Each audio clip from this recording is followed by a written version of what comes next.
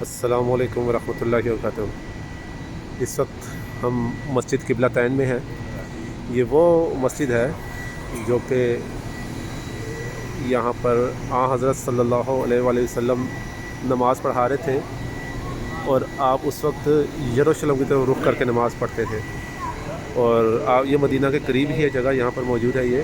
اور یہاں پر حضرت صلی اللہ علیہ وآلہ وسلم تشریف لائے ہوئے تھے اس وقت کوئی کسی کی شادی کے اوپر، اور یہاں مسجد میں نماز پڑھا رہے تھے۔ تو عین اس مقام پہ یہ میرا اس وقت رخ جو ہے یروشلم کی طرف ہے، اور یہ اوپر قبلے کا انہوں نے نشان بنایا ہوا ہے، اور حضرت صلی اللہ علیہ وسلم یہاں نماز پڑھا رہے تھے کہ آپ پر وحی نازل ہوئی اور تحویل قبلہ ہوا، اور عین نماز کے دوران ہی حضرت صلی اللہ علیہ وسلم تشریف لے کے گئے، اور آپ نے کعبہ کی طرف رخ کر لیا ادھر آ کے، اور یہاں پر آپ نے پھر اس مقام کے اوپر آپ صلی اللہ علیہ وسلم نے اپنی باقی نماز کو مکمل کیا۔ تو یہ وہ جگہ ہے، یہ مسجد قبلتین ہے، اور یہ مکہ کے باہر ہے۔ اور اس جگہ کا نام کیا ہے؟ اس مسجد کا نام ہے مسجد قبلتین، اور جگہ کا نام کیا ہے؟ وہ کہتے تھے بنو سلمہ کا قبیلہ یہاں رہتا تھا۔ بنو سلمہ کا قبیلہ یہاں رہتا تھا، یہی کہتے ہیں۔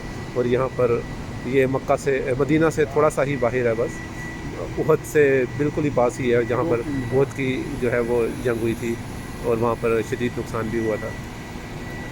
تو یہ ہے وہ مسجد قبلتین، اور یہ اس کا اوپر گنبد ہے، اور یہ میرے پیارے نبی صلی اللہ علیہ وسلم نے یہاں پر 2 قبلوں کے ساتھ نماز پڑھائی تھی۔